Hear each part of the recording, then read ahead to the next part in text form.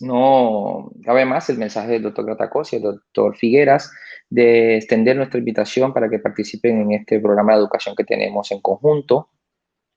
Y otra vez, Alba, felicidades, porque yo pienso que la restricción fuera de los datos que has mostrado de la Fundación es importante para todos los que practicamos en unos escenarios de bajos recursos o de altos recursos. Ya sabemos que produce 3 millones de muertes al año. Lamentablemente, el 40% de estos fetos que mueren son fetos pequeños y todos tenemos una limitación para la identificación de fetos pequeños. Pero no solamente eso, también tenemos una factura como sociedad que pagar, y es que aquellos fetos que sobreviven van a tener un impacto en el neurodesarrollo y un impacto en la programación cardiovascular. Ya Frances lo comentaba demasiado bien en cuanto a la sobrevida. Claramente los fetos con restricción de crecimiento temprano van a tener una peor sobrevida comparado con aquellos de la morbilidad tardía, pero recuerden y siempre hay que tener en cuenta que el mayor determinante de la mortalidad no es, como decía Frances, los parámetros que se presenten en Doppler o no, los parámetros que yo encuentre en la neurosonografía o no. En realidad, en este paper que salió publicado en Nature en octubre de 2019,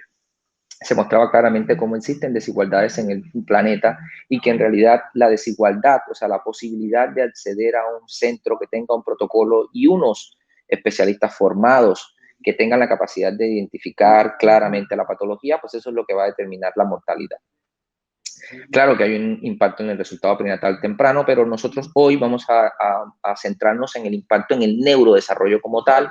Quisiera que fuéramos en estos 4 puntos. ¿Cuál es el impacto de la restricción de crecimiento como patología en el neurodesarrollo? ¿Cuáles son las implicaciones clínicas del mismo? ¿Importa o no que el feto tenga una vasodilatación cerebral en cuanto al pronóstico de neurodesarrollo, de neurológico, independientemente de la parte perinatal? Y por último, ¿vale o no la pena la pregunta de la conferencia que comentemos a los padres sobre los posibles cambios neurológicos asociados a la movilidad neurológica? Pues en cuanto a estudios poblacionales, sí que se muestra, esta revisión sistemática mostraba claramente de tan temprano como en el 2012, como si tomamos a todos los fetos pequeños, independientemente de que nazcan pretérmino, sino tomamos los fetos pequeños nacidos al término, y lo comparamos con controles pequeños, aumenta tu riesgo de tener una alteración en el neurodesarrollo. O sea que esto es un hecho, independientemente de que el feto sea pretérmino o no, independientemente de que tenga o no alteraciones en el Doppler. ¿Qué tipo de alteraciones se habían visto en el nivel neurológico? ¿Cómo lo podemos evaluar? ¿Cómo sabemos que pasa un daño? Pues que cuando hacemos evaluaciones a los 2 años y 5 años de cualquier cifra o cualquier evaluación para hacer un score del desarrollo neurológico, pues claramente aquellos niños que tuvieron un retraso en el neurodesarrollo, que tuvieron una restricción de crecimiento, van a tener una posibilidad de tener un peor score. De esa misma forma, cuando evaluamos los cambios en la neuroestructura, tanto a nivel de resonancia como a nivel histopatológico, también se ven cambios en la estructura de fetos que hayan nacido pequeños. Tan claro como eso, también en países en vía de desarrollo o en centros donde no tengamos recursos, también podemos evaluar el perímetro cefálico y claramente solamente una cinta métrica te sirve para tomar la evidencia de que aquellos fetos con restricción de crecimiento y que sobrevivieron igual tienen un perímetro cefálico reducido comparado con aquellos que nacieron a sus mismas semanas. No solamente eso, si hacemos una resonancia magnética y evaluamos volumen, en general aquellos niños nacidos a término, únicos, comparado con los controles con crecimiento normal, también tienen menos volumen cerebral, y cuando hacemos pruebas de neurodesarrollo en diversas esferas como atención, como habituación, como la evaluación motora, es claramente disminuido significativamente con los controles. Ahora, ¿qué es lo que está pasando? ¿Cómo lo podemos evaluar? Y Elisenda Isaac, del grupo del Dr. Gratacos, evaluó, utilizando resonancia magnética, la posibilidad de que también hubiera una alteración, no solamente en tamaño, sino también en conectividad. Y para eso utilizó la técnica de resonancia magnética para mirar en difusión y mirar si la conectividad evaluada por resonancia magnética era diferente entre restricciones de crecimiento y controles. Utilizó tractografía y también evaluó estas diferencias con escalas neurocognitivas. Esto es lo que se puede hacer por tractografía, o sea, podemos identificar cuáles son esos haces nerviosos que más importan o que más están relacionados con evaluaciones importantes a los 2 y 5 años. y mostró claramente, fíjense en negro, cómo la relación, la tractografía cuantitativa estaba disminuida tanto en la parte cortical como en la parte talámica, y en aquellas regiones abajo están viendo las partes motoras. O sea que sí que se ve una reducción en la conectividad de los fetos con restricción de crecimiento medido con resonancia magnética. Si buscáramos también evidencia en animales, ustedes saben que si quiero yo inducir restricción de crecimiento, un buen modelo es el modelo animal en ratas, en donde se puede hacer la ligadura de las arterias uterinas. Pues este estudio, publicado en Experimental Neurology en 2011, hizo un modelo animal en donde se indujo la restricción de crecimiento de los POPs haciendo la ligadura de las arterias uterinas y luego evaluando a nivel histológico diversas regiones de los ratones después de sacrificarlos para evaluar corteza cerebral, hipocampo y cerebelo. Pues mira cómo la tinción específica de la mielinización muestra claramente en A los controles normales que no hubo ligadura de arterias uterinas, y mira cómo la corteza cerebral disminuye claramente a todos los niveles la mielinización, mostrando cómo en aquellas restricciones de crecimiento fetal inducidas a nivel experimental somos capaces de inducir un cambio a nivel cortical. O sea que sí que podemos demostrarlo también a nivel experimental. Si podemos resumir entonces toda la literatura, pues podemos decir que hay una hipoxia crónica sobre el cerebro, también hay una hipoglicemia, unos cambios metabólicos, y asociado a esto también vas a tener un estrés oxidativo y una inflamación que vamos a tener dos efectos. A nivel de la materia gris vamos a tener una disminución en el volumen como tal, vamos a tener una estructura cortical desorganizada, una lesión accional y, como les acabo de mostrar, una disminución en el número de sinapsis. Y en la materia blanca, que hay un error de typing, pues vamos a tener una disminución de mielina, una disminución de la materia blanca en la fosa posterior, la maduración de los oligodendrocitos también se ha demostrado reducida y sobre todo neuroinflamación. Si ya sabemos que todos estos cambios se realizan a nivel de los fetos con restricción de crecimiento, ¿qué otras asociaciones podemos ver cuando yo evalúo el sistema nervioso central? Pues para esto tenemos que tener claro en nuestro centro unos cortes de neurosonografía. El Hospital Clinic ha reportado un protocolo que se puede seguir, se puede adaptar a tu realidad para hacer una neurosonografía avanzada en tu centro, y también tenemos unas guías publicadas recientemente por ISUOC para la evaluación del sistema nervioso central. Pues si aplicamos eso en fetos con restricción de crecimiento, sobre todo en aquellos fetos con restricción de crecimiento temprana, siempre debemos tener en cuenta que hay síndromes asociados a microcefalia, asociados a restricción de crecimiento, que debemos tener en cuenta. Entre esos el Meckel-Gruber, que sabemos que va con encefalocele, que es el síndrome de Dubowitz, recordar siempre la alteración con hipertelorismo, dismorfismo facial, anormalidades en genitales que podemos identificar en útero haciendo una buena evaluación del sistema nervioso central, el síndrome de Seckel, que tiene esta característica, cara en forma de pájaro, con una hipoplasia facial, con una nariz prominente, un hipotelorismo, una inflexión de las orejas bajas,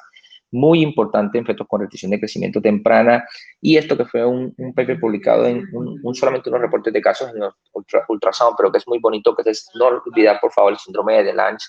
Y una del bottom line de este comentario era retrognatia en fetos con restricción de crecimiento siempre va asociada a alguna alteración genética, y en este caso pues el síndrome de Lange, recordar que va con retrognatia, con subconasal labial largo, que era la característica de estos 7 casos reportados en ultrasound, con defectos cardíacos. Y un punto adicional que me dejan comentar es que recuerden que estos fetos van a tener una amniocentesis con un cariotipo normal, por lo cual hay que hacer un estudio genético específico para también el recordar que, a pesar de que vamos a encontrar alteraciones cromosómicas que podemos identificar con cariotipo, otro tipo de microelecciones asociados a microcefalia, restricción de crecimiento, obligan a que hagamos estudios específicos. ¿Ok? Muy importante que descartemos alteraciones morfológicas asociadas en fetos con restricción de crecimiento fetal. Y en ese sentido, si me permiten compartir un caso, esto fue una paciente de 29 años que valoramos en nuestro dispensario de restricción de crecimiento. Tenía un microarray normal, un estudio de toxoplasma normal, un estudio de parvovirus para B19 normal, con líquido amniótico para citoplasma negativo, pero debutando con una restricción de crecimiento precoz. El diámetro del cerebelo en este momento pues no estaba por debajo del percentil 5, pero fíjate, cuando hacemos los cortes sagitales descritos para la neurosonografía, pues sí que identificamos una imagen quística en cerebelo. Y sí, espero que corra el vídeo. Vale, sí. Esto resalta la importancia de que no te quedes corto solamente evaluando un feto con restricción de crecimiento fetal, identificando no solamente pues si los perímetros cefálicos están reducidos o no, sino que hace falta que se hagan los cortes avanzados que te permitan descartar alteraciones asociadas como las que les mostré anteriormente, como una tan sutil como en este caso, como al final, fíjense cómo se identifica claramente la imagen. Pues este caso evolucionó claramente, hicimos resonancia magnética, que se evidenciaba también la lesión, aquí ya no es tan evidente, pero fíjate cómo la neurosonografía te permite, y esto son las 32 semanas, la identificación del quiste a nivel de cerebelo. Esta paciente, como todos sabemos, con RCI temprano, pues evolucionó asociada a preeclampsia y requirió una finalización por bajos niveles de placenta growth factor. Pero fíjense cómo la evaluación de neurosonografía te permite la identificación de alteraciones asociadas que no se hubieran podido identificar. ¿Qué podemos decir adicional en cuanto a la vasodilatación cerebral? Pues sí que después de la primera revisión sistemática que les mostré en 2012, hay una segunda revisión sistemática en el British Journal ya mostrando el mismo sentido, o sea que si comparamos los pacientes en cuanto a por debajo de 35 semanas o por encima, todos van a tener un puntaje menor de un test de neurodesarrollo, ya sea si va antes de las 35 o por encima de las 35, pero muy importante, ya esta revisión sistemática mostraba que aquellos estudios que tenían en cuenta si el feto tenía o no tenía vasodilatación, pues mostraba un peor neurodesarrollo a los 4 y 5 años comparado con los que no tenían vasodilatación. O sea que sí, que ya hay una evidencia a nivel de revisión sistemática apuntando en ese sentido. ¿Cómo entendemos que está pasando esto? Pues sabemos que hay una fase preclínica antes de que se vea la caída en el crecimiento fetal, en donde hay una alteración de nutrientes, una alteración del eje neuroendocrino que hace que a nivel de la circulación se puede producir una redistribución venosa y va a generar esa disminución en la caída de percentiles, pero esto va a pasar hasta una redistribución arterial y es aquí donde el feto, detectando que requiere mantener el flujo cerebral, pues produce un cambio para la utilización de los nutrientes y produce una redistribución arterial, lo cual al final se va a asociar entonces con acidosis, deterioro metabólico y descompensación. Este estudio ya nos hace evaluar o preguntarnos si podemos comparar aquellos fetos que tengan o que no tengan una alteración de radio cerebroplacentario. Fíjense que era un número muy importante, 378 fetos con restricción de crecimiento, de los cuales 177 tenían una arteria umbilical normal y de ellos se comparó a aquellos que tenían o no tenían vasodilatación. Pues fíjense aquí cómo evaluando el Bayley Score mostraba a la derecha, están viendo aquellos fetos que tenían una vasodilatación, como la vasodilatación cerebral disminuye incluso más que si solamente tienes una restricción de crecimiento sin vasodilatación. Esto fue estadísticamente significativo para comunicación, para la habilidad motora, para la habilidad de resolver problemas, por lo cual claramente sí que lo hemos mostrado. Desde el grupo de Barcelona también, la doctora Sanz Cortés, en 2011 y 2014, no solamente se quedó hasta hacer la evaluación de ultrasonido y resonancia, sino que evaluó la parte metabólica, haciendo estudios comparando fetos también. Los que ustedes están viendo en azul son las restricciones de crecimiento temprano, y lo que están viendo en azul, claro, y en azul y en rojo son aquellos fetos tardíos, pero con vasodilatación. Y fíjense cómo el tener vasodilatación hace que tengas un perfil completamente diferente, tienes una dirección opuesta, el hecho de que tengas vasodilatación cerebral al hecho de no tenerla. Quiere decir que también a nivel metabólico y a nivel de espectrometría, también si hacemos metabolismo, evaluación con resonancia magnética de metabolismo cerebral, también aquellos fetos que tienen vasodilatación tienen un comportamiento mucho peor que los fetos no vasodilatados. O sea que sí, podemos decir que un determinante prenatal del neurodesarrollo, además, obviamente, del bajo peso al nacer, también es el hecho de que tengas una redistribución cerebral, o sea que al principio del embarazo es mucho más importante, obviamente, la arteria umbilical, pero a nivel tardío, en RCI tardío, y la identificación de la vasodilatación cerebral no solamente nos ayuda para la asesoría del periodo perinatal inmediato, sino para la evaluación tardía. Y por último, si he mostrado esta evidencia y he podido informarles o por lo menos crear esta pregunta de si deberíamos comentar a los padres o no, pues ¿qué debemos decir a los padres? Y en esto hemos nosotros publicado, este año publiqué en el Ultrasound junto con Cristina Paules y la doctora Isarch, nuestro estudio que nos tomó unos 3 años recolectar fetos pequeños fetos con restricción de crecimiento fetal y tratar de evaluar la neurosonografía fetal a ver qué podíamos aportar a lo que se conocía en la literatura.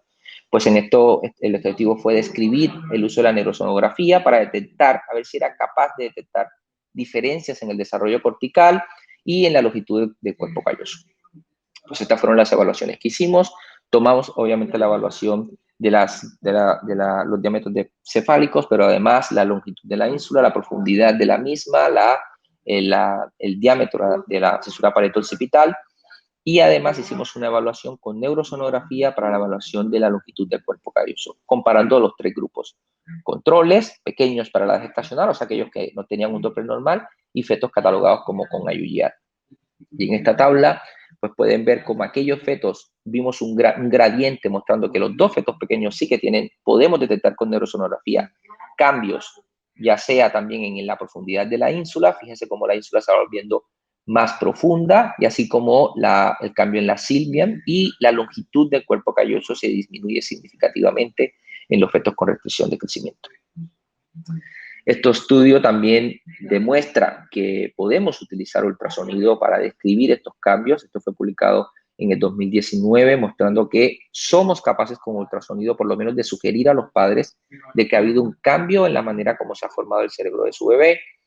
Y si queremos hacer una confirmación al periodo perinatal, pues este estudio publicado en el 2020 mostraba cómo después de nacer el feto, pues se podía mirar y hacer un seguimiento hasta los 4 años de vida, mostrando que sí, que aquellos que habían tenido vasodilatación tienen una disminución en la posibilidad de su actitud, la posibilidad también de su conducta como tal, comparado con los controles. Otra parte muy interesante que hicieron fue medir la saturación, hasta cuándo ese periodo de vasodilatación se mantiene. Y lo que hicieron fue medir con una oximetría de pulso, utilizando este oxímetro, la circulación cerebral a nivel inmediato, la doctora Vilardo, y mostraba que aquellos fetos que tenían una vasodilatación sí que tenían una cantidad de oxígeno mayor en el flujo cerebral, o sea que se mantiene, por lo menos este estudio mostró en las primeras 48 horas ese efecto. Por último, ¿qué asesoría vamos a decir a los padres si tengo una restricción de crecimiento fetal y hemos o no encontrado cambios? Yo creo que lo que debemos reportar seguro, creo que hemos mostrado evidencia de que debemos hacer una evaluación del cuerpo calloso, hay curvas descritas para demostrar si el cuerpo calloso está o no por debajo de lo esperado para la edad gestacional, también para cerebelo y altura del verme, yo sé que ustedes la utilizan. No solamente eso, también hay estudios estandarizados en el cual usted puede asesorar a su paciente describiéndole cómo el desarrollo cortical se encuentra igual o por debajo de lo esperado para la edad gestacional. ¿Cuál es el objetivo de hacer una neurosonografía y de describirle esto a los padres? Pues primero que podemos ayudar a ese niño, porque como les he dicho, hay alteraciones estructurales que nosotros no vamos a ver con neurosonografía, pero que podemos decir a los padres que están descritas y que ese niño se beneficia de un seguimiento, y también porque hay alteraciones funcionales, cognitivas y de conducta que son susceptibles de manejo en los primeros años de vida o por lo menos de seguimiento. Entonces, a la respuesta de si debemos evaluarlo, yo creo que sería muy importante hacerlo. Por último, mostrarles de que no podemos, como lo comentaba la doctora Esquivel, no podemos ser una isla, tenemos que hacer una unión con nuestro equipo perinatal, y me gustó mucho la descripción de Alba comentando que debemos hacer un equipo con la gente de UCI neonatal, mostrando que lo que podemos hacer por la edad en ultrasonido por encima de las 20 semanas nos puede ayudar de la estructura del cerebro, pero claramente debemos ayudarnos en el periodo neonatal con un ultrasonido temprano que nos puede ayudar a encontrar alteraciones vasculares y morfológicas, pero también un seguimiento que debería hacerse hasta los 2 años, como sugiere este artículo publicado en el 2017. Lo cual sí que debemos hacer ultrasonido fetal para identificar alteraciones, pero obviamente no va a ser un indicador de lesión cerebral, no podemos decirlo eso a los padres, pero sí que sería susceptible de seguimiento, porque en aquellos fetos en el cual se mantienen estos cambios, podríamos en el periodo neonatal sugerir una resonancia magnética, la cual sí que nos puede ayudar a ver esos cambios sensibles, pequeños, sobre todo de conectividad y de difusión. Hay un periodo que es lo importante de por qué hablamos de esta charla, y es que si el feto se ha programado, pues podemos tener un periodo en donde podemos intervenir, podemos ayudar a ese niño a que salga de esa programación fetal, y esas intervenciones es lo que puede cambiar el pronóstico de ese niño en su vida adulta y como para la sociedad. cual muchas gracias otra vez por su invitación. Yo creo que la restricción de crecimiento sí que se asocia a un impacto negativo en el neurodesarrollo. La severidad está asociada con los cambios cerebrales y de desarrollo cortical. Yo creo que es primordial para descartar síndromes asociados, pero además para la evaluación del neurodesarrollo de ese niño, y esa asesoría postnatal pues va a permitir identificar recién nacidos susceptibles de seguimiento postnatal, estimulación y seguimiento neurológico. Otra vez,